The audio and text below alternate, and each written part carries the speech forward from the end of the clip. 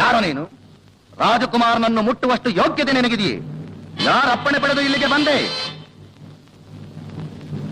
ಜಲ ತಿರುಕ, ಅರಸು ಮಗನು ಮಾತನಾಡಿಸುತ್ತಿದ್ದೇನೆ, ಕೆಕ್ಕರಿಸಿಕೊಂಡು ನೋಡುತ್ತಿರುವೆಯಾ? ಹೇಳ ಮೇಲೆ.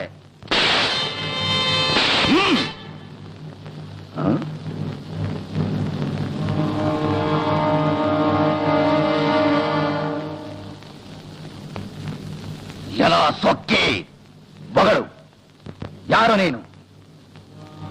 ಮೂಗನೇನು? ಮಾತು ಬಾರದೇನು?